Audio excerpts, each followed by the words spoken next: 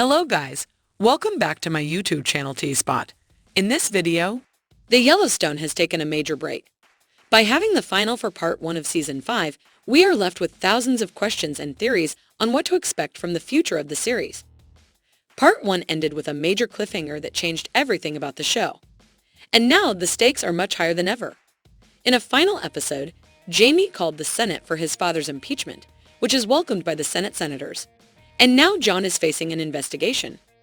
Beth didn't stay silent in face of such developments and attempted to threaten Jaime with revealing the photos of him killing his biological father. Jaime wasn't as stupid as she assumed, though. Turns out he buried Garrett in a special point in between the states where there is no jurisdiction and thus no investigation as well. Knowing all these very well, Duttons have been burying in their enemies in that very spot for generations. Of course, Jimmy knew about it and buried Garrett there. So if the body of his father is being found, every single sin of the entire Dutton family will also be revealed thanks to that. In other words, if Jane goes down, all the Duttons go down with him. The interesting thing is that Beth was naive enough to assume that their enemies were going away silently without any specific reason. She didn't even think that her family is capable of such major crimes. Well, her husband is responsible for the majority of those crimes. So here is yet another surprise for her. Realizing that her hand was way weaker than Jaime's, Beth went to her father to seek answers. At that point, both Jaime and Beth knew that Beth was going to try to kill Jaime, meaning that Jaime was obliged to attempt to kill her as well. That's to say, the fight finally turns into a true war in which two siblings will try to kill one another. For years, we have been building up to this very point when the warring sides are clear and the war is right on the corner. Beth and Jon form one side, with the Yellowstone Ranch's entire crew as the support group behind them. Jaime and Market Equities from the other side, and their biggest support is the monetary power they have. In this impressive equation, there is only one person whose position we cannot quite determine yet, Casey. Casey is a true gem of a person. He slips up just like every single person does, but he knows how to apologize and make things right again. This is why we respect him so much. He has the same Dutton pride his father has. He also loves the Yellowstone Ranch, and he is dedicated, determined, and loyal. But he also knows that there is more to life. He knows that his family is the one that he formed with Monica and Tate. Yes, Jon is his father, and he has certain responsibilities toward him. But this doesn't mean that his unitary family should be ignored. Casey learned this lesson the hard way. It took Monica to yell at him, saying, "I hate you," so that Casey would realize how far he went when prioritizing Yellowstone over his family. This has become the turning point in Casey's arc.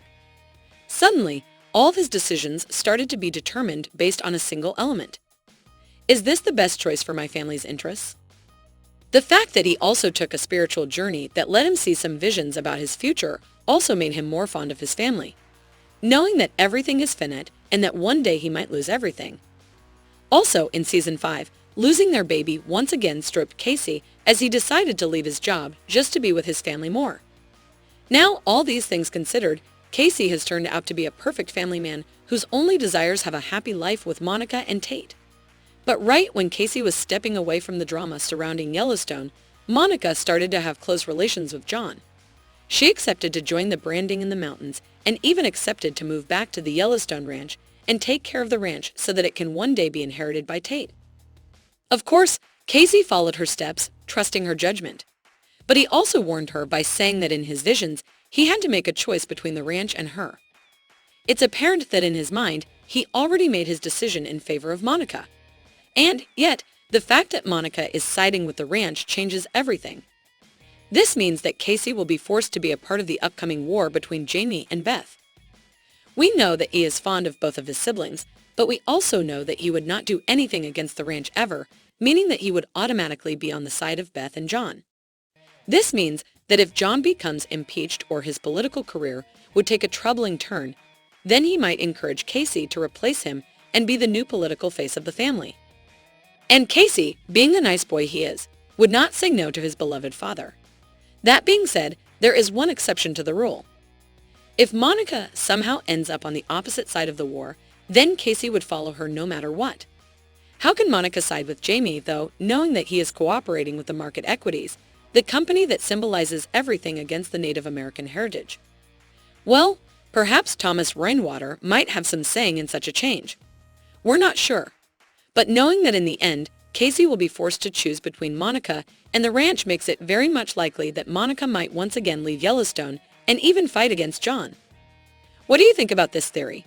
Who do you think Casey will support in the end? Would he choose Yellowstone Range over Monica? Let us know what you think in the comments below. And don't forget to like, subscribe, and share the video. Thank you for watching. See you soon.